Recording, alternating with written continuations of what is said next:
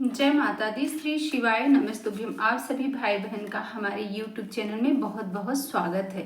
नवरात्रि का 5वां दिन बहुत ही विशेष और खास होता है। नवरात्रि के 5वें दिन जो भी व्यक्ति ये आम के पत्ते का उपाय करते हैं या पान के पत्ते का उपाय करते हैं, उनकी सभी मनोकामना पूरी होती है। उनके घर में सुख शांति समृद्धि बनी रहती है। या शादी विवाह में कोई भी दिक्कतें आ रही, अड़चन आ रही, प्रॉब्लम आ रही है, तो भी आप यह उपाय जरूर करिएगा।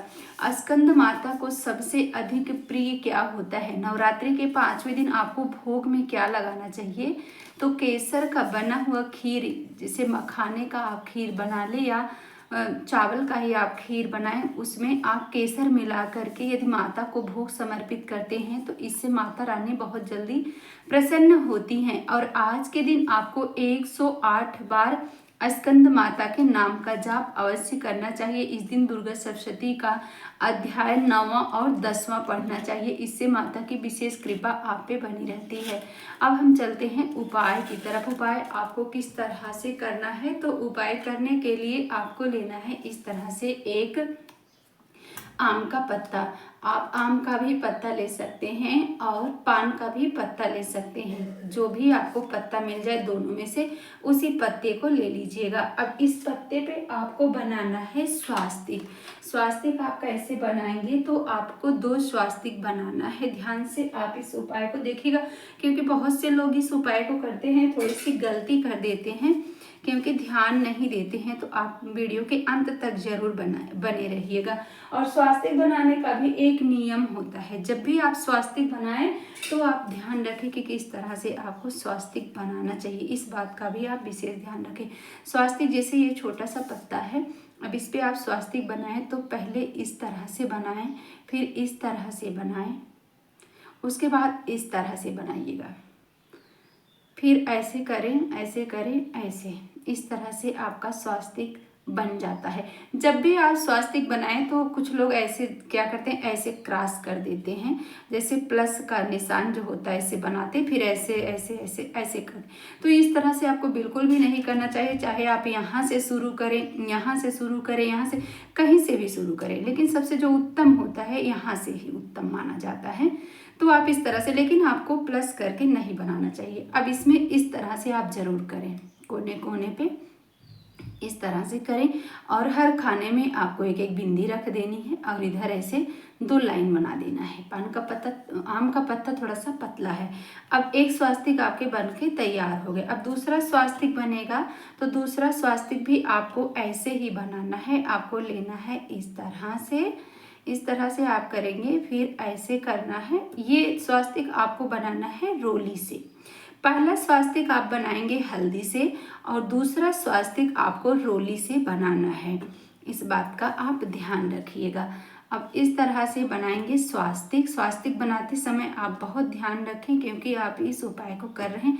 और इस उपाय को किस लिए कर रहे हैं? तो जिस बेटा बेटी का मंगल ब्याह नहीं हो रहा है, जो लेट हो रहा है, बहुत दिनों से परेशान है, तो उनके लिए यह उपाय किया जाता है। और कब किया जाता है?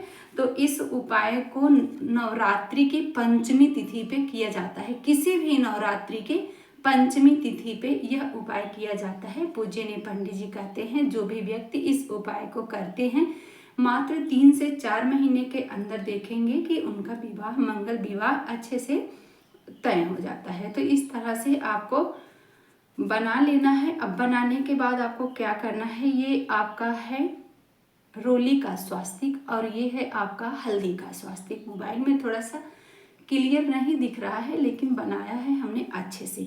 अब आपको क्या करना है? यहाँ पे हमने लिया है हल्दी का चावल और यहाँ पे लिया है कुमकुम का चावल। अब जो ये हल्दी वाला चावल है, इस चावल को आपको इस तरह से इस पे रखना है। किस पे रखना है? जो रोली का स्वास्तिक बना हुआ है उस पे हल्दी का रखे हुए हैं। अब जो ये हल्दी का आप देख रहे हैं स्वास्तिक, इस स्वास्तिक पर रखा जाएगा रोली का।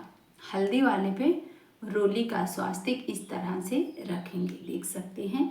अब इसको क्या करना है? इस तरह से आप जिस बच्चे के हाथ से करवाना है, जिसकी शादी में दिक्कतें आ रही है, उसके इस तरह से सीधे हाथ पे आपको रख देना है। सीधे हाथ पे रखें, फिर इसी तरह से पकड़ें। उसके बाद उस बच्चे का नाम और गोत्र दोनों बोल करके, यदि वो बच्चा खुद कर रहा है तो वो अपने मुख से बोल देगा नाम और अपना गोत्र बोल करके, इसे ले जा करके नीम के वृक्ष के नीचे आपको रख देना है। इसी तरह से आप रख दीजिएगा। बहुत ही सरल और सुंदर सा उपाय है। इस उपाय को आप यदि नवरात्रि की पंचमी तिथि पे करते हैं, पूजनीय पंडित जी कहते हैं अगली पंचमी नवरात्रि की जब आएगी तब तक आप देखेंगे कि आपका मंगल ब्याह हो जाएगा। अब दूसरा उपाय, जैसा कि हमने आपको कल बताया था, कल की वीडियो यदि आपने नहीं देखा है तो उस वीडियो को आप जाके देख लीजिएगा। बहुत क्लियर से हमने आपको बताया है, उसमें उपाय करके समझाया है कि आपको पंचमी तिथि पे कैसे उपाय करना है किसी भी मनोकामना की पूर्ति के लिए, नौकरी के लिए, व्यापार के लिए, संपदा के लिए। तो वहाँ पे आपको बताया गया है लाल पुष्प का उपाय और रोली का। बहुत ही सुंदर सा उपाय है, आप जा करके उस वीडियो को देखें। उसके बाद कोई वीडियो अपलोड नहीं हुई है, वही वीडियो है, उसके बाद यही अपलोड होगी, तो उसके जस्ट बाद वाली आप वीडियो देखिए। उसमें बहुत ही अच्छे से आपको बताया गया है, समझाया गया है, आप उस उपाय को करें। और नवरात्रि में एक बात और ध्यान रखें, नवरात्रि में आप एक दिन का समय निकाल करके किसी भी शिव मंदिर में जरूर दर्शन करने जाएं। और जब आप दर्शन करने जाएं तो पूजनीय पंडित जी कह रहे थे कि नवरात्रि में जब भी आप माँ जगदम्बा का दर्शन कर रहे हों या भगवान शिव जी का दर्शन कर रहे हैं तो अपने घर से वहाँ से आपको नहीं लेना है, अपने घर से 9 लाल पुष्प की पंखुड़ी आप जरूर लेके जाएं। और यदि आपको 9 लाल पुष्प मिल जाए तो 9 लाल पुष्प भी आप लेके जा सकते हैं, नहीं हो तो पंखुड़ी आप लेके जाएं। और पूरे नवरात्रि भर आपको 9 चावल के दाने शिवलिंग पे जरूर समर्पित करने चाहिए, और वो भी आपका चावल जो है वो रोली लगा हुआ हो, इस तरह का रंगा हुआ चावल होना चाहिए। तो अब उम्मीद करती हूँ कि आपको समझ में आ गया हो, और यदि आपको समझ में आया हो, मेरी वीडियो आपको पसंद आई हो, वीडियो अच्छी लगी हो, तो आप लाइक ज़रूर करिएगा और इस वीडियो को आप ज़्यादा से ज़्यादा शेयर करें। कमेंट में हर हर महादेव, जय माता दी ज़रूर लिखें।